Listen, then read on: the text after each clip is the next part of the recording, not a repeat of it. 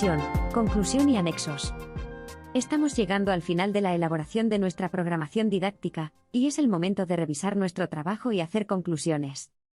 A partir de este punto, ya estamos preparados para desarrollar nuestras unidades didácticas y en principio, no es necesario añadir nada más. A modo de conclusión, simplemente podemos añadir algún pensamiento acerca de la necesidad de programar la intervención educativa, o alguna frase lapidaria de algún autor pedagogo conocido. Si iniciamos la programación con alguna historia, idea, anécdota o información, es el momento de hacer referencia a ella y cerrarla. Al concluir la exposición de la programación didáctica, es importante enfatizar la importancia de la planificación y la reflexión en la enseñanza. Por ejemplo, podríamos compartir una experiencia personal en la que, en nuestros primeros días como docentes, nos dimos cuenta de lo crucial que era estar bien preparados y tener un enfoque claro. Un ejemplo de cómo reformular este consejo sería: recordemos aquellos primeros días como docentes, cuando nos enfrentamos a un aula llena de estudiantes sin saber exactamente qué hacer ni cómo abordar la enseñanza. Con el tiempo, hemos aprendido que la clave del éxito en la enseñanza radica en comprender qué conocimientos queremos transmitir, contenidos, diseñar estrategias efectivas para hacerlo, metodología, proponer actividades adecuadas para reforzar esos conocimientos, práctica, y establecer mecanismos para evaluar el progreso de nuestros estudiantes, evaluación. De esta forma, podemos garantizar una enseñanza de calidad y el aprendizaje efectivo de nuestro alumnado. Cerrar la exposición de la programación didáctica con citas de pedagogos famosos puede ser una manera efectiva de dejar una impresión duradera en la audiencia. A continuación, se presentan algunas citas de educadores y filósofos influyentes, que podrían ser apropiadas para concluir la presentación. John Dewey: la educación no es la preparación para la vida, la educación es la vida misma. Con esta cita, podríamos destacar la importancia de la educación como un proceso continuo, y la necesidad de enseñar habilidades y conocimientos que sean relevantes para la vida cotidiana. Paulo Freire: la educación no cambia el mundo, cambia a las personas que van a cambiar el mundo. Esta cita destaca el impacto que la educación puede tener en el empoderamiento de los individuos para que sean agentes de cambio en la sociedad. María Montessori: el mayor signo de éxito para un maestro es poder decir: los niños ahora trabajan como si yo no existiera. Con esta cita, podemos enfatizar la importancia de enseñar a los estudiantes a ser autónomos y autosuficientes en su proceso de aprendizaje.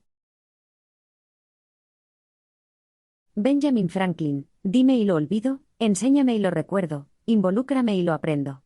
Esta cita resalta la importancia de la participación activa de los estudiantes en el aprendizaje, y el valor de las experiencias prácticas en la enseñanza. Lev Vygotsky: lo que un niño puede hacer hoy con ayuda, mañana podrá hacerlo solo. Esta cita refuerza la idea de que el apoyo y la orientación adecuados pueden ayudar a los estudiantes a desarrollar sus habilidades y capacidades de manera independiente. Esta idea puede servir de conclusión, pero también cualquier otra que nos permita cerrar la exposición de nuestra programación didáctica. Esta parte debemos exponerla de forma bastante breve, no dedicarle más de un minuto, y aún más breve debe ser la redacción de la misma. De hecho, no es necesario escribir más de un párrafo. La conclusión puede servirnos de comodín si nos hemos quedado cortos con el número de folios de nuestra programación, pero, principalmente, la conclusión es necesaria en la prueba de defensa oral, por lo que no es necesario alargarnos innecesariamente en este apartado. Bibliografía. En la bibliografía, vamos a indicar, según las normas APA, los libros y referencias que hayamos utilizado o que conozcamos tanto para el desarrollo del módulo o asignatura, como para los autores que hayamos citado en nuestra programación. Las normas APA son la referencia académica que se utiliza para citar fuentes bibliográficas y referencias de una forma clara y precisa. Estas normas, propuestas por la American Psychological Association, APA por su acrónimo en inglés, son un estándar de facto para la citación bibliográfica y debemos utilizarla. Cada entrada, en una lista de referencia, debe incluir los 4 elementos básicos de una referencia: el autor, año de publicación, título del trabajo y una fuente para su recuperación, como por ejemplo la editorial. Podemos ver ejemplos y aclarar su redacción en la página web en español dedicada a esta normativa. La página es normas-apa.org.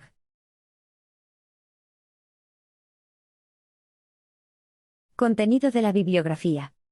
En cuanto al contenido de este apartado, es conveniente distinguir entre bibliografía del módulo o bibliografía de clase, donde citaremos el libro de texto o libros que seguimos, así como apuntes que hayamos elaborado o recursos web bibliográficos.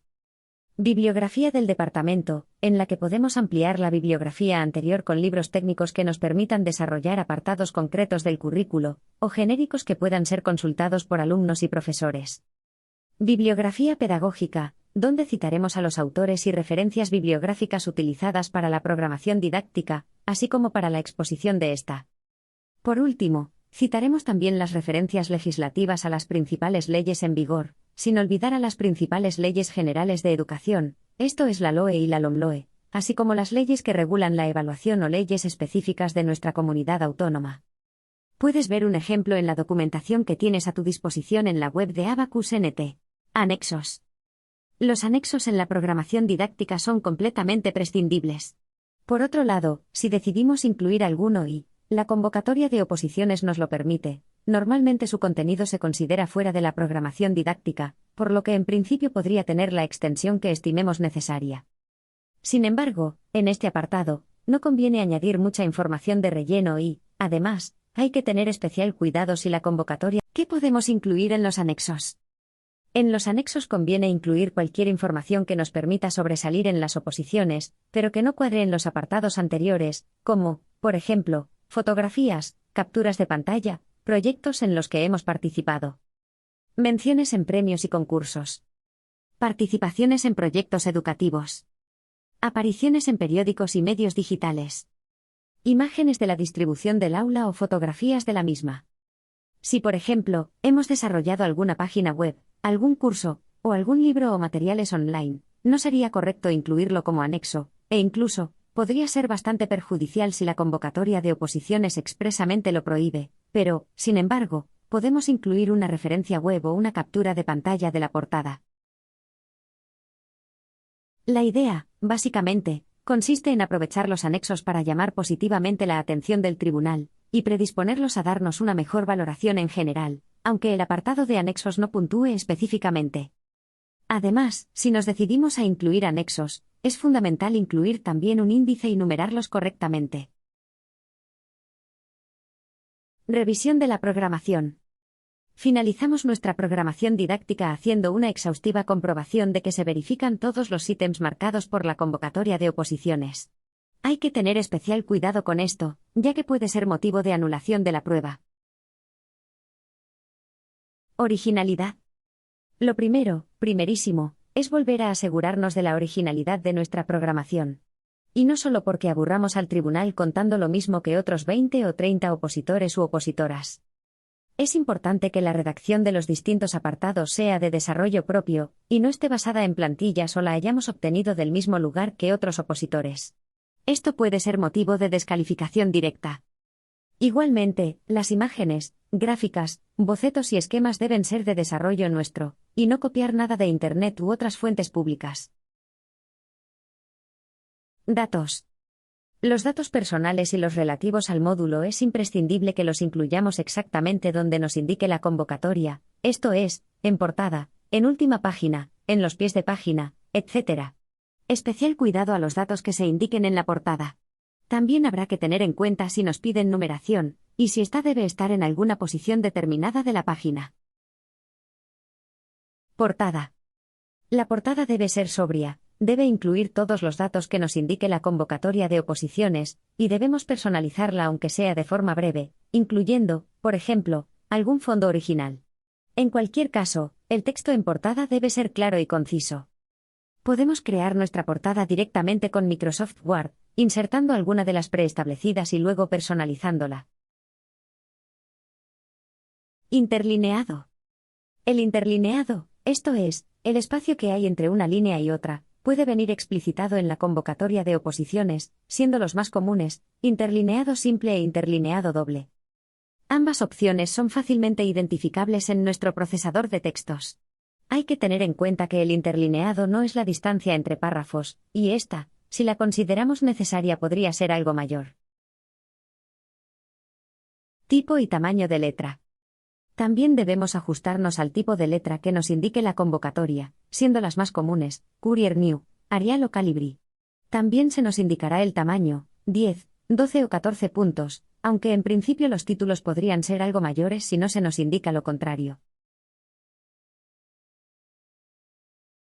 Papel.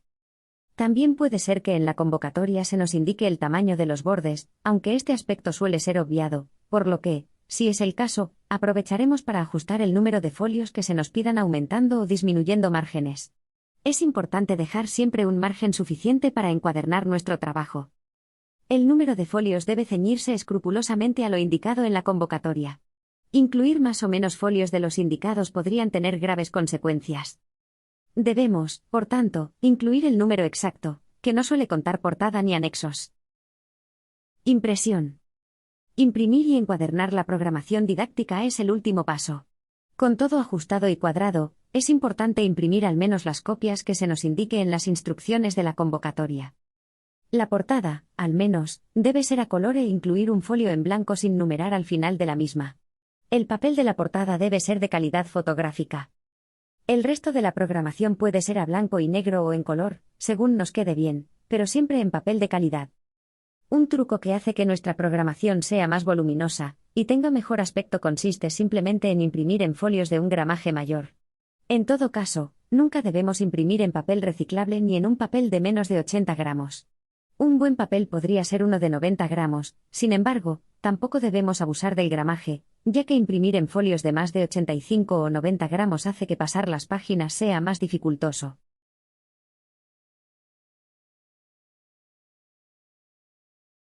Encuadernación.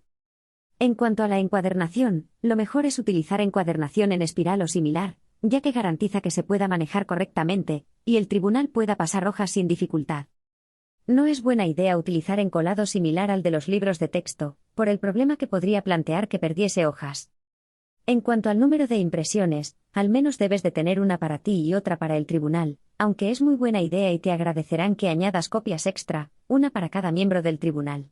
Esas copias extras se las puedes entregar al comenzar la exposición, indicando que has considerado que es más cómodo para sus miembros disponer de una copia cada uno. También es importante que antes de la impresión final, hagas alguna impresión de prueba para detectar fallos de última hora.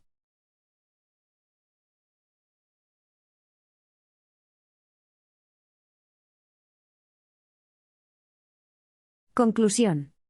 Como resumen, indicar que es necesario comprobar y volver a comprobar los requisitos de nuestra convocatoria para que no tengamos ningún problema. Contar con una buena programación es fundamental para elaborar nuestra programación de aula, esto es las unidades de trabajo y situaciones de aprendizaje. Por tanto, nuestra programación debe ser original, sólida, con aspecto profesional, única, y una herramienta práctica para el posterior desarrollo de las unidades didácticas. Los anexos, aunque no son obligatorios, son una excelente oportunidad para incluir trabajos que nos hagan sobresalir, así que, si podemos debemos aprovecharlos. Por último, el apartado de conclusión es muy importante en la exposición, por lo que debemos trabajarlo para que, enlazando con la introducción, cierren el círculo y dé un aspecto sólido a nuestro trabajo.